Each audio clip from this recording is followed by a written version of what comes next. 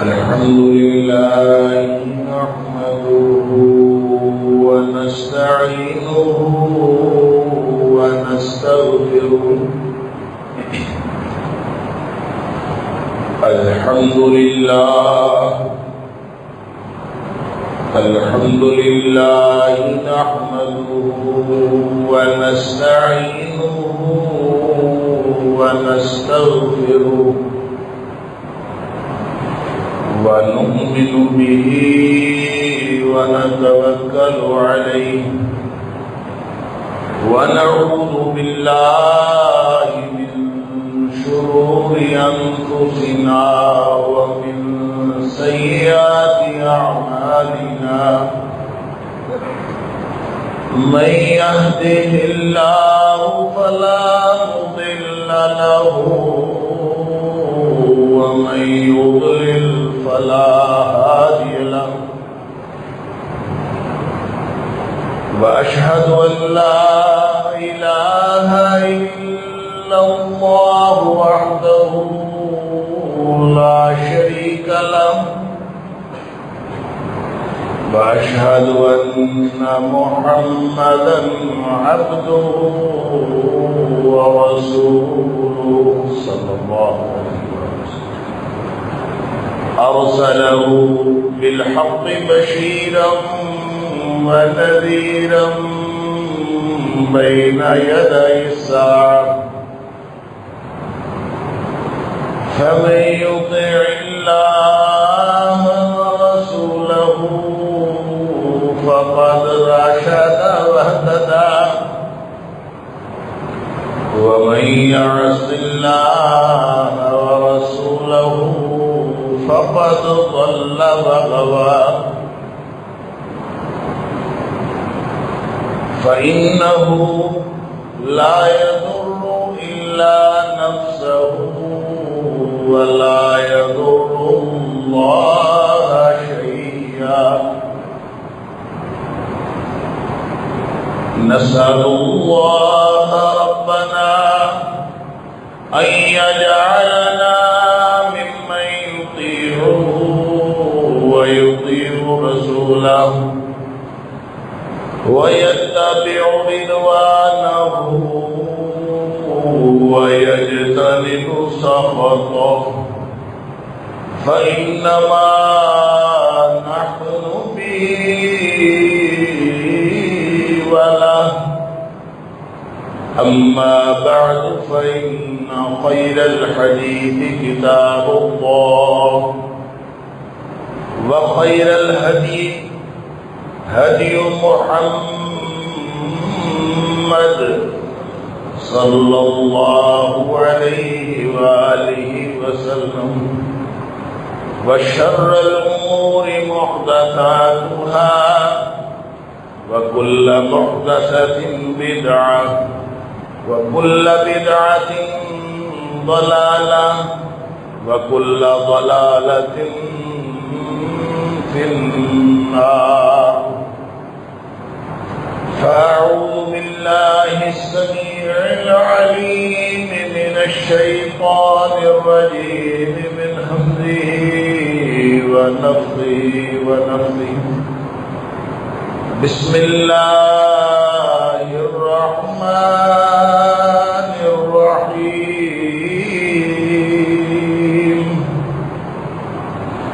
يا أيها الناس كلوا مما في الأرض حلالا طيبا ولا تتبعوا خطوات الشيطان إنه لكم عدو مبين. اے کائنات کے لوگوں، زمین میں جو کچھ حلال اور طیب ہے اس میں سے کھاؤ، اور شیطان کے قدموں کی پیروی ہرگز نہ کرو، بے شک وہ تمہارے لیے کھلا دشمن. صدق اللہ العظیم.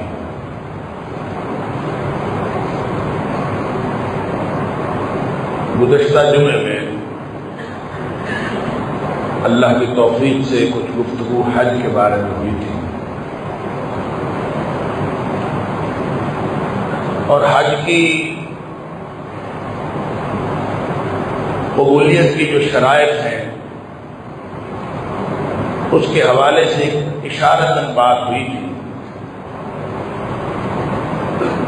کہ رزق حلال کا ہو تو حج قبول ہوتا ہے، اور حج کی بنیادی جو شرائط ہیں، پری ریکوزٹس ہیں، ان میں یہ بات شامل ہے کہ انسان جس رزق سے حج کرے وہ رزق حلال کا پاکیزہ رزق ہونا چاہیے، طیب اور حلال۔ اگر رزق حلال نہیں ہوگا تو حج قبول نہیں ہوگا۔ اللہ کا یہ حکم وَتَزَوَّدُوا فَإِنَّ خَيْرَ الزَّادِ التَّقْوَىٰ، کہ تم مال و اسباب ساتھ لے لیا، سامان لے لیا، ایسا نہ ہو کہ وہاں جا کے انسان مانگتا پھرے، بھیک مانگتا پھرے۔ سامان گھر سے ساتھ لے کے جائے، جس جس چیز کی ضرورت ہو سکتی ہے وہ سارا سامان ضرورت ساتھ ہونا چاہیے۔ وَتَزَوَّدُوا فَإِنَّ خَيْرَ الزَّادِ التَّقْوَىٰ، بہترین جو سامان سفر ہے وہ تقویٰ ہے۔ جو آپ لے کے جانی ہیں چیزیں، ان میں باقی چیزیں بھی ضرورت کی چیزیں، آپ ہر ضرورت کی چیز ساتھ رکھیں، لیکن سب سے زیادہ جو ضروری چیز ہے وہ تقویٰ ہے، یہ بھی ساتھ رکھنا ہے۔ حج کے لیے جاتے وقت تقویٰ بھی ساتھ رکھنا۔ وہ فرق یہ ہے کہ سامان ضرورت کے لیے الگ بیگ لینا پڑتا ہے، اور تقویٰ کے لیے بیگ اللہ نے ہمیں پہلے سے عطا فرما دیا ہوا ہے۔ تقویٰ دوسرے بیگ میں نہیں آتا، تقویٰ اس بیگ میں آتا ہے جو ہمارے سینوں کے اندر دھڑک رہا ہے، جس کے بارے میں نبی اکرم صلی اللہ علیہ وسلم کو فرمانا التقویٰ ہا ہونا، التقویٰ ہا ہونا، التقویٰ ہا ہونا، تقویٰ یہاں ہو۔ لہذا دونوں قسم کی تیاری ضروری ہے۔ ایک تو ظاہری سامان ضرورت، مادی سامان ضرورت جتنا بھی ہے، اور وہ میں نے عرض کیا تھا کہ استطاعت کے اندر یہ بات شامل ہے۔ الزاد والراحلہ، نبی پاک صلی اللہ علیہ وسلم سے کسی نے پوچھا تھا کہ استطاعت سے کیا مراد ہے؟ وَلِلَّهِ عَلَى النَّاسِ حِجُّ الْبَيْتِ مَنِ اسْتَطَاعَ إِلَيْهِ سَبِيلًا، جو اللہ کے راستے کی استطاعت رکھتا ہو، اس گھر کی استطاعت رکھتا ہو، اس کے لیے حج کرنا لازمی ہے۔ تو پوچھا گیا استطاعت سے کیا مراد ہے؟ تو آپ نے فرمایا تھا الزاد والراحلہ۔ استطاعت سے مراد یہ ہے کہ اس کے پاس سامان سفر ہو اور اس کے پاس سواری کا انتظام موجود ہو، تو یہ اس کا مطلب ہے اس کے پاس استطاعت ہے۔ اور جو اتنی استطاعت رکھنے کے باوجود حج نہیں کرتا تو وہ گویا اللہ کا مجرم ہے، اور پھر اللہ کو کوئی پرواہ نہیں ہے کہ وہ یہودی ہو کے مرتا ہے یا عیسائی ہو کے مرتا ہے۔ اللہ اکبر۔ لیکن یہ جو تیاری ہے، ظاہری اور باطنی تیاری جو حج کے لیے ضروری ہے، یہ صرف حج کے لیے ضروری نہیں ہے، یہ ہر عبادت کے لیے ضروری ہے۔ یعنی صرف یہ نہیں ہے کہ جو شخص حج کرنے جا رہا ہے اس کو رزق حلال کی ضرورت ہے، اور رزق حلال اگر وہ کھائے گا اور اس کا رزق حلال کا ہوگا، اور وہ لمبی حدیث آپ نے سنی ہوگی، نبی پاک صلی اللہ علیہ وسلم فرمایا ان اللہ طیب لا یقبل الا طیبا، اللہ پاک ہے اور صرف پاک کو قبول کرتا۔ اور پھر آپ نے ایک کہانی سنائی کہ ایک شخص لمبا سفر کر کے پہنچتا ہے اور وہاں پہنچ کے بیت اللہ میں پہنچ جاتا ہے، اس کے بال مٹی سے ہٹے ہوئے ہیں، سفر کی تکان موجود ہے، ساری اس نے مشقت کی ہے، وہاں پہنچتا ہے، وہاں پہنچ کے وہ اللہ کے سامنے ہاتھ اٹھاتا ہے، ثم یمد یدیہ الی السماء، پھر وہ اپنے آسمان کی طرف اپنے ہاتھ لمبے کر کر کے دعائیں کرتا ہے، یقول یا رب یا رب، اللہ بیت اللہ میں کھڑا ہے، اللہ کو خالص اللہ کو پکار رہا ہے، احرام باندھا ہوا ہے، خالص اللہ کو پکار رہا ہے، آسمان کی طرف اس کے ہاتھ لمبے ہیں، یقولو یا رب یا رب، اور اللہ کو پکار رہا ہے۔ حالت اس کی یہ ہے، نبی پاک صلی اللہ علیہ وسلم فرمایا کہ اس نے جو کھایا وہ حرام کا، جو پہنا وہ حرام کا، جو پیا وہ حرام، اللہ ومطعمہ حرام ومشربہ حرام وملبسہ حرام وغذی بالحرام، جس نے پالا تھا اس نے بھی اس کو حرام سے ہی پالا۔ یعنی اس کا مطلب یہ نہیں ہے کہ صرف وہ روزی جس سے وہ حج کرنے جا رہا ہے وہ حلال کی ہو، اس کو پلا ہوا بھی حلال سے ہونا چاہیے، حلال کی روزی کھائی ہوئی ہو، حلال کی روزی پہنی ہوئی ہو، حلال کی روزی پی ہوئی ہو۔ اگر وہ حلال کھاتا رہا، پیتا رہا اور حلال پہنتا رہا تو پھر اللہ کی طرف سے قبول ہے، وگرنہ اللہ کی طرف سے جواب آ جائے گا کہ فَأَنَّىٰ يُسْتَجَابُ لِذَٰلِكَ، ایسے شخص کی دعا کون قبول کرتا ہے؟ اللہ کی طرف سے کبھی قبولیت کا جواب نہیں آتا، اس لیے کہ اس کا رزق حلال نہیں تھا۔ تو ہم نے یہ سمجھا ہے کہ شاید یہ حج والوں کے لیے ہے، کہ جو حج کرنے کے لیے جاتا ہے اس کی روزی حلال کی ہو تو پھر اس کی عبادت قبول ہوتی ہے۔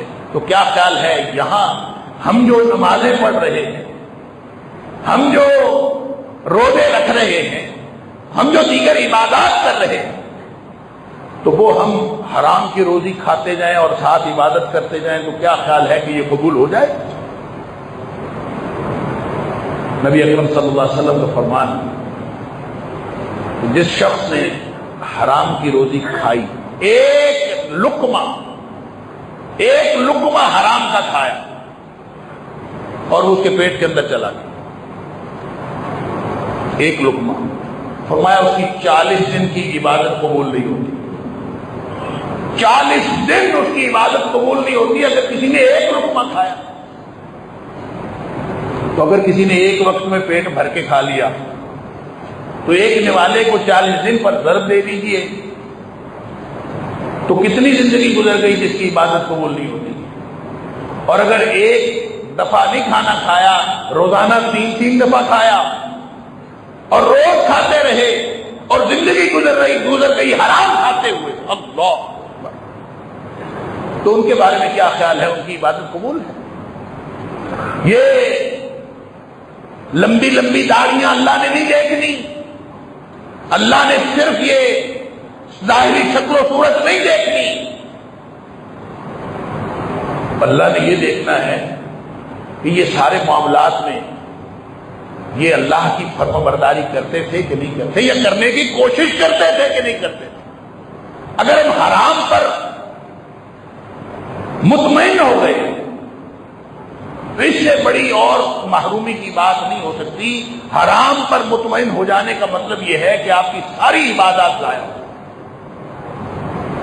تو اللہ تعالیٰ نے فرمایا یا ایھا الناس، اے کائنات کے لوگوں، کلوا مما فی الارض حلالا طیبا۔ ذرا آیت پر غور فرمائیے، کائنات کے لوگوں زمین میں جو حلال اور طیب ہے وہ کھاؤ، حرام نہ کھاؤ، حلال اور طیب کھاؤ۔ حلال کے مقابلے میں ہوتا ہے حرام اور طیب کے مقابلے میں ہوتا ہے خبیث۔ ایک تو ہر وہ چیز جس کو اللہ اور اس کے رسول صلی اللہ علیہ وسلم حلال قرار دے دیں وہ طیب ہوتی ہے،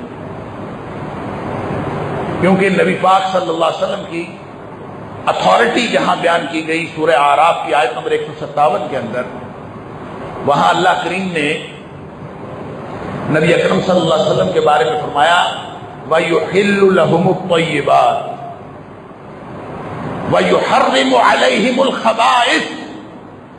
جس کو اللہ کے رسول صلی اللہ علیہ وسلم حلال قرار دے دے وہ طیب ہے، کیونکہ آپ طیبات کو ہی حلال قرار دیتے ہیں، اور جتنے خبائث خبیث چیزیں ہیں ان کو اللہ کے رسول صلی اللہ علیہ وسلم حرام قرار دیتے ہیں۔ یہ آپ کی اتھارٹی، یہ آپ کا مشن ہے، آپ حلال طیب چیزوں کو حلال قرار دیتے ہیں اور خبیث چیزوں کو آپ حرام قرار دیتے ہیں۔ لہذا ہر وہ چیز جس کو اللہ اور اس کے رسول صلی اللہ علیہ وسلم نے حلال قرار دے دیا وہ طیب ہے انشاءاللہ۔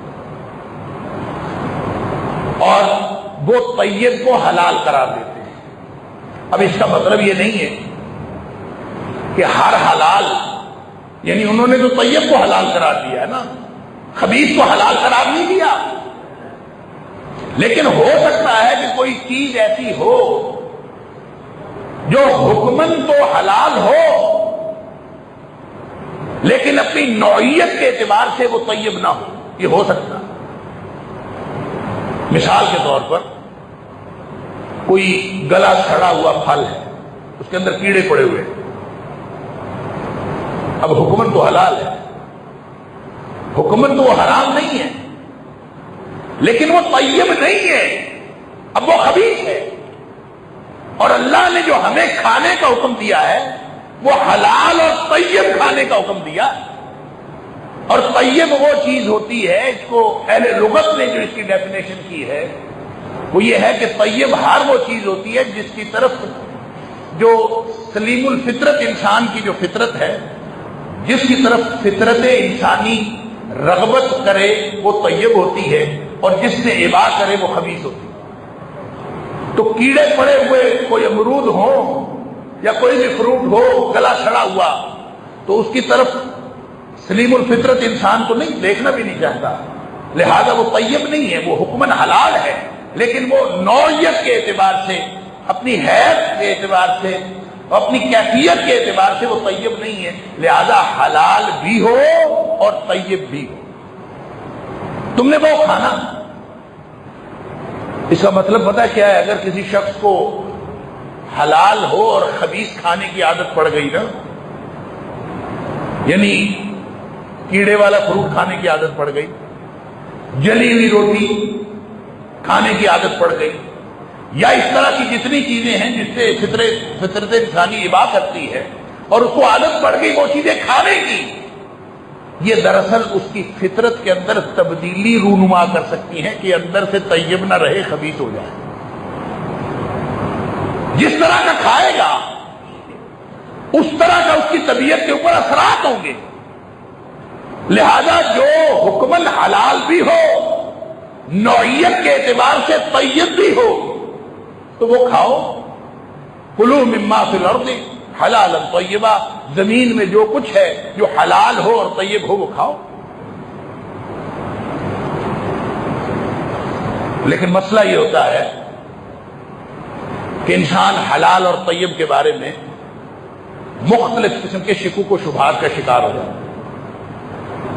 اور خیر ہے، یہ ٹھیک ہے، یہ ٹھیک نہیں ہے، اس کے بارے میں اختلاف ہو جاتا ہے۔ یہ ٹھیک ہے، یہ ٹھیک نہیں، اس کے بارے میں اختلاف ہو جاتا ہے۔ اور اس وقت شیطان جو ہے وہ انسان کو بہکاتا ہے اور انسان کو خبیث کی طرف اور ناپاک کی طرف لے جانے کی کوشش کرتا ہے۔ اللہ تعالیٰ فرماتا ہے وَلَا تَتَّبِعُوا خُطُوَاتِ الشَّيْطَانِ، جب تم نے حلال کھانا ہے تو شیطان جتنے مرضی وسوسے پیدا کرتا رہے، تم نے شیطان کے قدموں کی پیروی نہیں کرنی۔ اور یہ بات آپ کو پہلے بھی معلوم ہے اور یہ بہت دفعہ کی جا چکی کہ اللہ کریم نے یہ نہیں فرمایا وَلَا تَتَّبِعُوا الشَّيْطَانَ، یہ نہیں فرمایا کہ شیطان کی پیروی نہ کرو، جہاں فرمایا یا ایھا الذین آمنوا ادخلوا فی السلم کافہ، اسلام میں پورے کے پورے داخل ہو جاؤ، وہاں بھی یہ نہیں فرمایا وَلَا تَتَّبِعُوا الشَّيْطَانَ، شیطان کی پیروی نہ کرو، بلکہ فرمایا وَلَا تَتَّبِعُوا خُطُوَاتِ الشَّيْطَانِ، شیطان کے قدموں کی پیروی نہ کرو۔ اور خطوہ اس فاصلے کو کہتے ہیں جو ایک پاؤں سے لے کر انسان کے چلتے وقت ایک پاؤں سے لے کر دوسرے پاؤں تک کا جو فاصلہ ہے وہ خطوہ ہوتا ہے۔ تو وَلَا تَتَّبِعُوا خُطُوَاتِ الشَّيْطَانِ، گویا یہ اس کے فٹ سٹیپس ہیں، اس کے قدم ہیں، شیطان کے قدموں کی پیروی نہ کرو۔ اس کا مطلب یہ ہے کہ شیطان جب بہکاتا ہے نا کسی انسان کو یا کسی معاشرے کو کسی بھی چیز کے بارے میں جب وہ بہکاتا ہے تو وہ ڈائریکٹ حرام کی طرف لے کے نہیں جاتا، وہ قدم بقدم اس کو بہکاتے ہوئے حرام کی طرف لے کے جاتا ہے۔ لہذا وہ سارے مسئلے حل ہو گئے اس سے کہ جو لوگ پوچھتے ہیں فلاں چیز حلال ہے کہ حرام ہے، فلاں کاروبار نیا شروع ہوا ہے، آن لائن کاروبار ہے، یہ بٹ کوئن ہے جی، یہ کوئی چین سسٹم ہے جی، یہ جو فلاں نظام ہے، یہ بتائیں یہ حلال ہے کہ حرام ہے؟ جب اللہ نے فرما دیا وَلَا تَتَّبِعُوا خُطُوَاتِ الشَّيْطَانِ، شیطان کے قدموں کی پیروی نہ کرو، بتانے والے بتاتے ہیں اس میں فلاں خرابی ہے اس لیے حلال نہیں ہو سکتا، اس میں فلاں خرابی ہے اس لیے حلال نہیں ہو سکتا، وہ کہتا ہے نہیں، اس میں فلاں فلاں خوبی ہے اس لیے حلال ہو سکتا ہے، حلال ہونے کا امکان ہے۔ یہ بحث بھی اگر حلال اور حرام کی جاری رہے تو شاید ایمان کی علامت ہے۔ نبی کریم صلی اللہ علیہ وسلم نے فرمایا، بخاری شریف کی حدیث ہے کہ قرب قیامت ایک زمانہ آئے گا،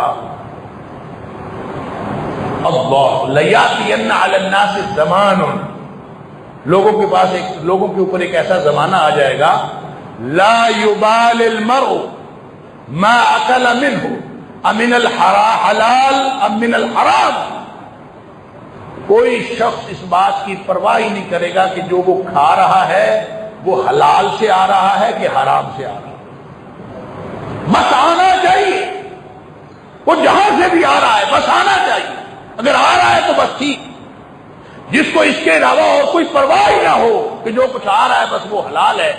اور قرب قیامت ایسا زمانہ آنے والا ہے، اللہ کرے ہمارا زمانہ وہ ابھی زمانہ نہ آیا ہو، لیکن لگتا تو یوں ہی ہے، اب حلال اور حرام کی کسی کو تمیز کون سی باقی بچی ہے؟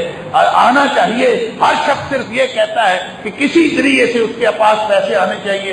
رشوت پرانی بات ہو گئی ہے، سود پرانی بات ہو گئی ہے، کون دیکھتا ہے کہ سود ہے؟ کون دیکھتا ہے کہ یہ رشوت ہے؟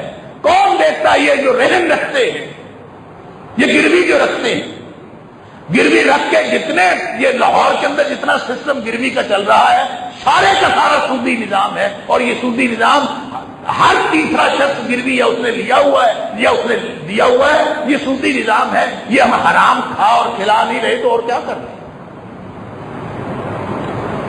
ہر تیسرا شخص کسی نہ کسی سودی نظام میں وہ اس کے اندر انوالو ہے، اور پھر ہم کہتے ہیں کہ ہمارا سسٹم جو ہے ہماری روزی ہماری دعائیں قبول کیوں نہیں ہوتی، ہماری دعائیں کدھر گئی، ہماری نمازیں کدھر گئی؟ اللہ اکبر۔ ایک حدیث ہے حضرت عائشہ صدیقہ رضی اللہ تعالی عنہا، اس کی راویہ ہیں، وہ فرماتی ہیں کہ نبی پاک صلی اللہ علیہ وسلم نے فرمایا ان اطیب ما اکلتم من کسبکم، آپ کوئی ڈیل کرتے ہو کہ کوئی سودا کرتے ہو، اس میں شک رہتا ہے پتہ نہیں حلال ہے حرام ہے، کسی ڈیلنگ کے اندر کسی چیز کو خریدتے بیچتے وقت کوئی غلطی کوئی اونچ نیچ ہو سکتی ہے، سب سے زیادہ پاکیزہ بات وہ ہوتی ہے کہ آپ سروسز بیچ رہے ہو، آپ خدمت کر کے مزدوری کر کے آپ پیسے کما رہے ہیں۔ ان اطیب ما اکلتم من کسبکم، ہاتھ کی کمائی، جو انسان محنت کرتا ہے وہ سارا دن مزدوری کرتا ہے، وہ کسی کے ساتھ طے کر لیتا ہے کہ میں یہ اتنا کام کروں گا اور اتنے پیسے لوں گا، وہ اس کا کام کر دیتا ہے، اس کے پیسے لے لیتے، اس سے زیادہ پاکیزہ روزی اور کیا ہو سکتی؟ لہذا نبی پاک صلی اللہ علیہ وسلم نے فرمایا ان اطیب ما اکلتم من کسبکم، سب سے زیادہ پاکیزہ روزی اگر کسی کی ہو سکتی ہے تو وہ اس کی ہے جو ہاتھ سے کماتا ہے۔ اور ایک حدیث میں آتا ہے کہ اللہ کے نبی داؤد علیہ السلام بھی ہاتھ کی کمائی کھایا کرتے تھے، یعنی سروسز بیچ کے، آپ خدمات بیچ کے، وہ چیز نہیں بیچتے بلکہ وہ خدمات بیچتے ہیں، اور خدمات بیچ کے وہ اس سے روزی کماتے ہیں۔ اور اگر جتنا کام آپ نے کیا، مٹی کا ڈھیر پڑا ہوا ہے، اس کے ساتھ طے ہو گیا کہ یہ مٹی کا ڈھیر یہاں سے اٹھانا ہے، فلان جگہ پہ پہنچانا ہے، اگر یہ پہنچا دو گے تو آپ کو اتنے پیسے دے دوں گا، وہ مٹی کا ڈھیر وہاں پہنچا دیتا ہے، اس سے پیسے لے لیتا ہے، اس سے زیادہ پاکیزہ روزی اور کیا ہو سکتی ہے؟ اللہ حاضر القیاس۔ ٹیکنیکل کام بھی ہو سکتا ہے کہ آپ کسی کی سے کوئی مزدوری اس کے ساتھ طے کرو، اس کا کام کرو، مزدوری لے لو، یہ ان اطیب ما اکلتم من کسبکم۔ پاکیزہ ترین روزی فرمایا وہ ہے جو ہاتھ کی کمائی ہو. اللہ اکبر. جو اس سے اگلا فکرہ ہے نا، اصل میں وہ آپ کے سامنے رکھنا چاہتا ہوں اور اپنی اور آپ کی توجہ اس فکر کی طرف کرنا چاہتا ہوں. فرمایا وَإِنَّ أَوْلَادَكُمْ مِنْ كَسْبِكُمْ. تمہاری یہ جو اولادیں ہیں نا، یہ بھی تمہاری کمائی ہے. بہترین روزی وہ ہے، پاکیزہ ترین روزی وہ ہے جو کوئی شخص ہاتھ سے کماتا ہے. اور فرمایا تمہاری اولاد بھی تمہارے ہاتھ کی کمائی ہے. اللہ. اس کا مطلب پتہ کیا ہے؟ کہ تم نے اپنی جس طرح کی روزی خود کھا کے اپنے آپ کو پروان چڑھایا ہے، یہ بھی گنا جائے گا اور یہ بھی گنا جائے گا کہ یہ جو اولادیں ہیں ان کو کس طرح کا کھلا کے آپ پروان چڑھائے. یہ بھی آپ کے ہاتھ کی کمائی ہے. اولاد بھی ہاتھ کی کمائی ہے. اس کو کیا کھلایا، کیا اس کو کھانے دیا، اور کس طرح کی خوراک کھا کر، کس طرح کا لباس پہن کر آپ کی اولاد جوان ہوئی ہے، یہ بھی قیامت والے دن آپ سے پوچھا جائے. جس طرح کی روزی آپ اس کو کھلاؤ گے، اسی طرح سے اس سے کرتوتوں کی توقع رکھو. اللہ اکبر.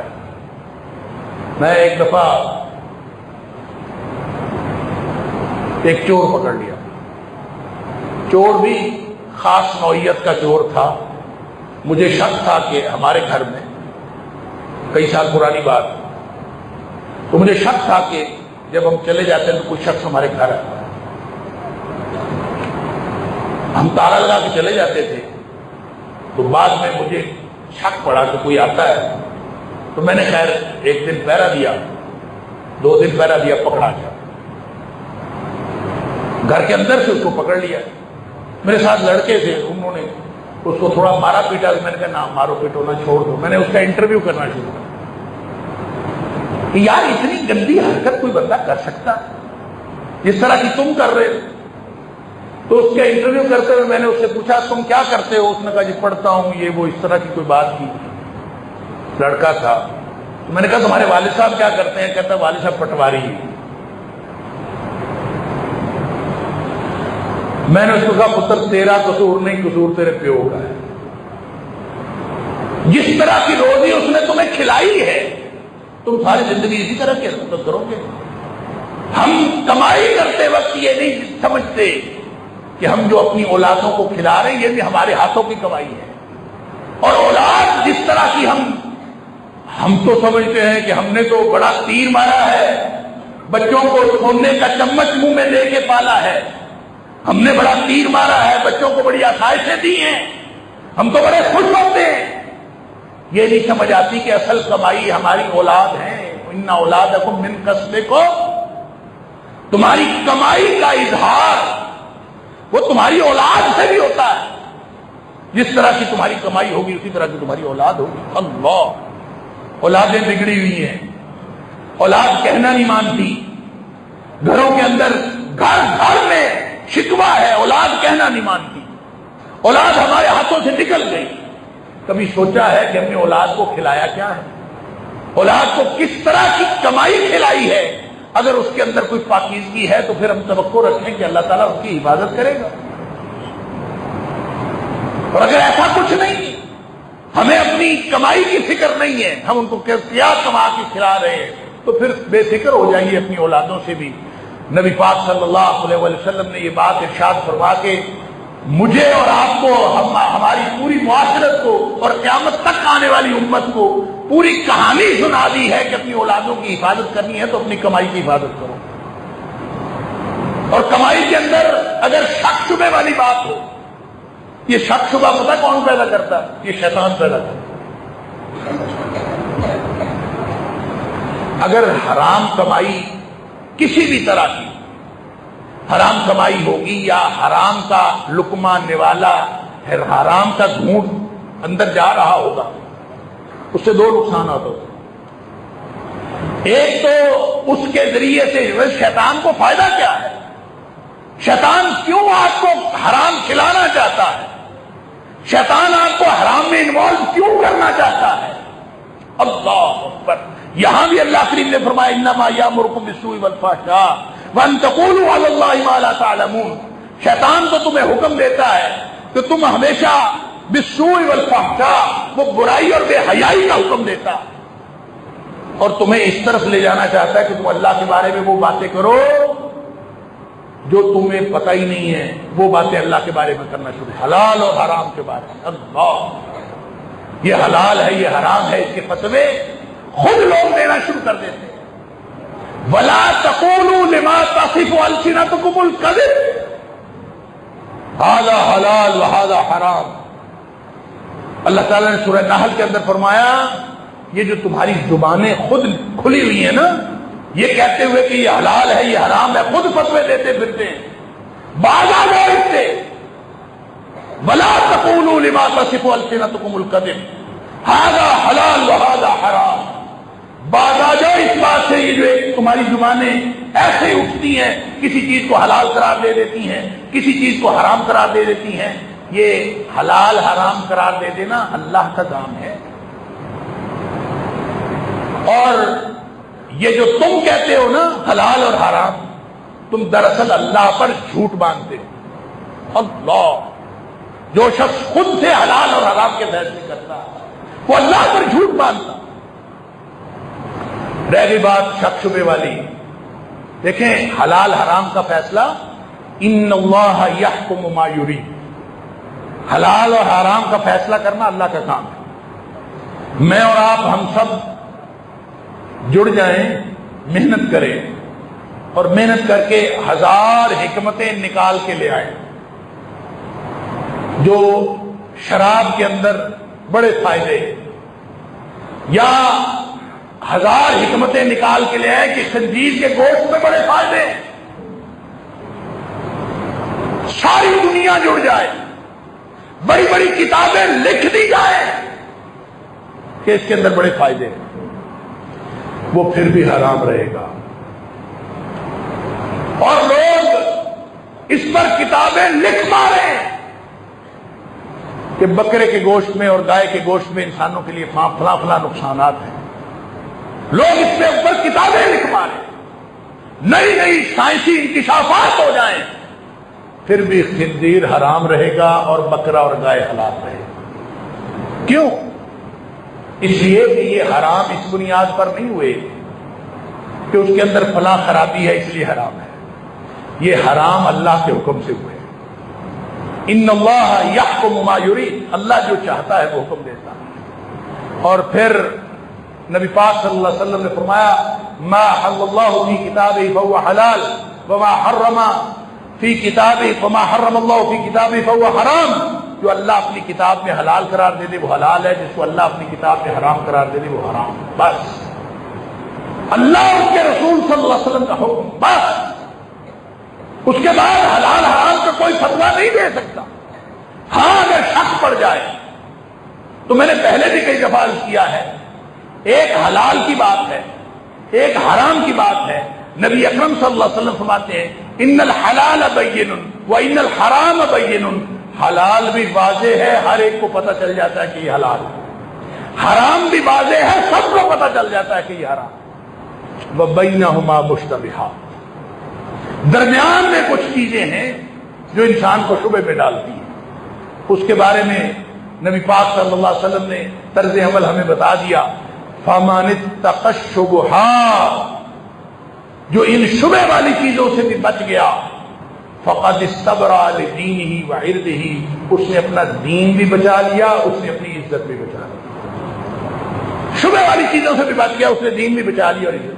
اور جو شبہ والی چیزوں میں پڑ گیا، من وقع فی الشبہات فقد وقع فی الحرام، جو شبہ والی چیز میں پڑ گیا وہ ایسے ہی ہے جیسے وہ حرام میں پڑ گیا. تو اس کا مطلب یہ ہے کہ بات واضح ہے.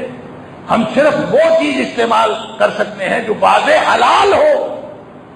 جو جس کے اندر شک شبہ ہے وہ شیطان کے قدموں کی پیروی ہے.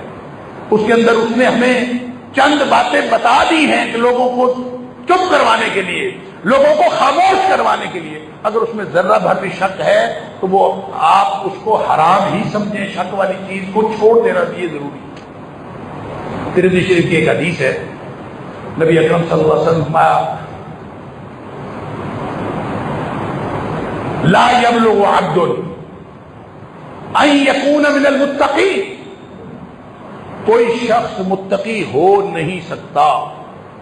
کسی نے متقی بننا ہے نا، وہ جو میں نے شروع میں عرض کیا تھا کہ حج کے لیے جب لے کے جانا ہے نا پوٹلی، ایک پوٹلی اندر بھی لے کے جانی ہے، ایک پوٹلی وہ ہے جو تھیلا بیگ بنا کے لے کے جانا ہے، ایک اس بیگ کو بھی بھر کے جانا ہے، وہ تقوی کا. لا يبلغ عبد ان يكون من المتقین، کوئی شخص متقی ہو سکتا ہی نہیں. نبی پاک صلی اللہ علیہ وسلم حتی